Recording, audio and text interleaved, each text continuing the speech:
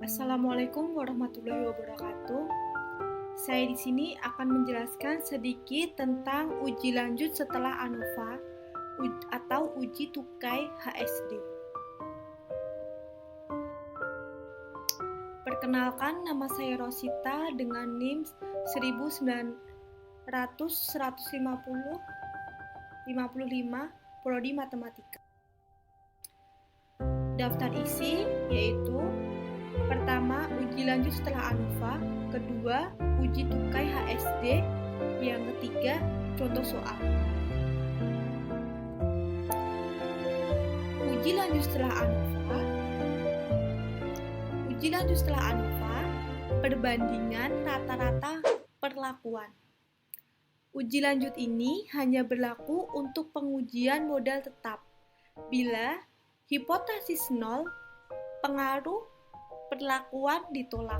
Artinya, uji lanjut setelah ANOVA dapat dilakukan apabila hasil dari analisis seragam atau ANOVA signifikan, yaitu terdapat pengaruh nyata perlakuan terhadap respon yang diamati, atau H0 ditolak. Berikutnya yaitu uji tukai HSD. Uji tukai sering juga disebut dengan uji beda nyata jujur. Diperkenalkan oleh Tukai pada tahun 1953. Prosedur pengujiannya ini mirip dengan LSD, yaitu mempunyai satu pembanding dan digunakan sebagai alternatif pengganti LSD. Apabila kita ingin menguji seluruh pasangan rata-rata perlakuan tanpa rencana, uji tukai digunakan untuk membandingkan seluruh pasangan rata-rata perlakuan setelah uji analisis ragam dilakukan. Uji HSD sangat sederhana karena hanya membutuhkan satu nilai tunggal. HSD yang digunakan sebagai pembanding jika beda dua nilai tengah atau mean perlakuan lebih besar dari nilai HSD, maka kedua perlakuan dinyatakan berbeda. Berikutnya yaitu prosedur pengujian dengan uji tukai HSD. Prosedur pengujian dengan uji tukai HSD yaitu langkah pengujiannya yang pertama, hipotesis. H0 yaitu μ1 sama dengan μ1 aksen. Kedua rata-rata atau perlakuan tidak berbeda nyata. Sedangkan H1 yaitu μ aksen, μ tidak sama dengan μ aksen, atau kedua rata-rata atau keperlakuan berbeda nyata. Yang kedua, taraf nyata atau alfa. Yang ketiga, urutan rata-rata perlakuan, urutannya menaik atau menurun. Selanjutnya, tentukan nilai tukai HSD atau omega dengan formula omega Q alpha PF akar KTG per R. KTG itu sendiri yaitu kuadrat tengah galat, P jumlah perlakuan, V derajat bebas galat, R banyaknya ulangan, dan alfa taraf nyata. Berikutnya, Q alpha P, V yaitu nilai kritis diperoleh dari tabel wilayah nyata. Berikutnya yaitu kriteria keputusan. Rata-rata lebih dari HSD, H0 ditolak, atau kedua perilaku berbeda nyata. Yang kedua, rata-rata lebih kecil dari HSD, H0 diterima, atau kedua perilaku tidak berbeda nyata. Selanjutnya kita masuk ke contoh soal.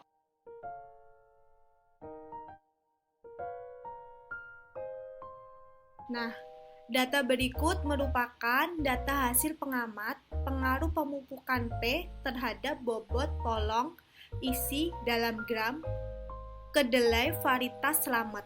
Percobaan ini dilakukan dengan rancangan acak kelompok dengan tujuan untuk mengetahui pengaruh pemupukan P terhadap bobot polong isi kedelai. Nah, dari tabel ini, perlakuan ini ada 7, yaitu P1, P2, P3, P4, P5, P6, P7. Dan R kelompoknya ada 3, 1, 2, 3, dengan data yang ada di tabel ini, ada totalnya dan ada rata-ratanya. Berikutnya kita masuk ke pembahasan contoh soal. Soalnya seperti tadi sama. Nah, di sini ada tabel analisis ragam.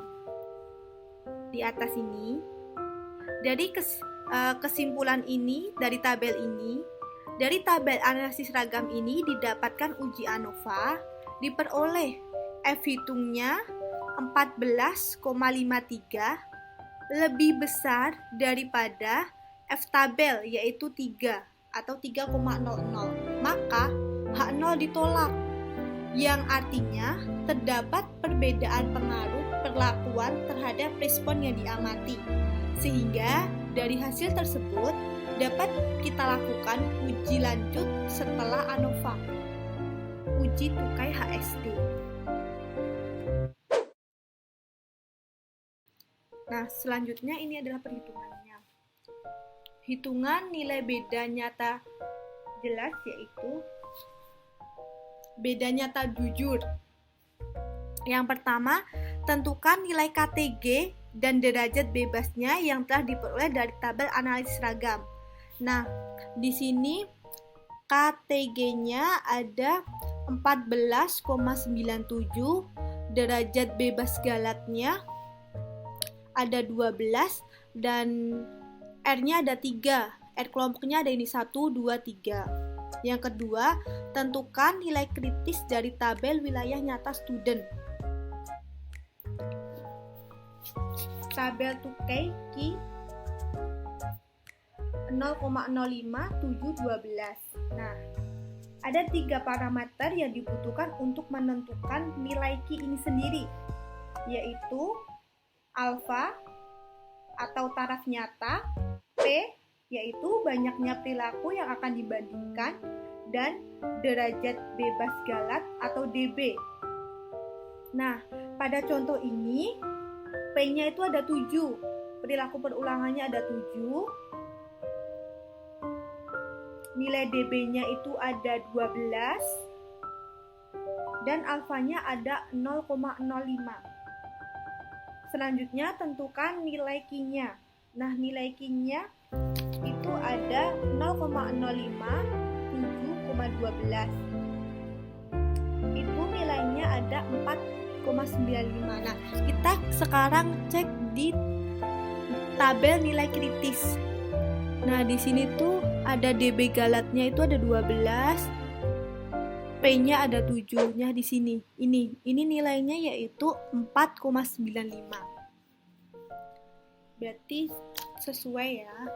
Selanjutnya kita menghitung nilai tukai dengan formula omega Q alpha DB G akar KTG per R.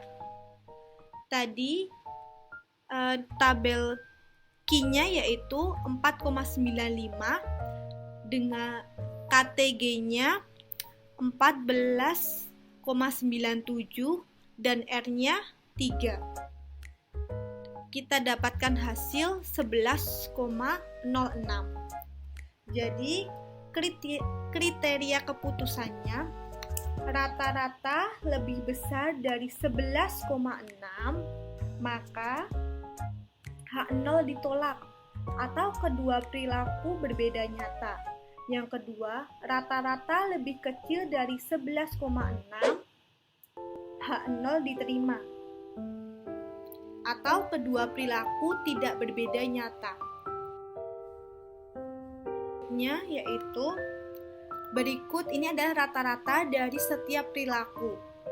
Ada rata-rata 1, rata-rata 2, rata-rata 1 17,33, rata-rata 2 21, Z3 rata-rata 3 41 sampai rata-rata 7 2,6. Nah, perhitungannya seperti ini. Nah, kita dapat menyimpulkan bahwa untuk Q1 sama dengan Q2, mu1 sama dengan mu2, mu6 dan mu7 itu tidak signifikan atau hasilnya tidak nyata. Sedangkan Q1 tidak sama dengan mu1 tidak sama dengan mu2, mu2 tidak sama dengan mu4 dan sampai mu4 tidak sama dengan mu6 itu signifikan atau hasilnya nyata. Tanda bintang ini menunjukkan hasil nyata atau hasil signifikan. Sekian presentasi dari saya. Apabila banyak kesalahan atau perkataan dari saya mohon maaf. Wassalamualaikum warahmatullahi wabarakatuh. Terima kasih.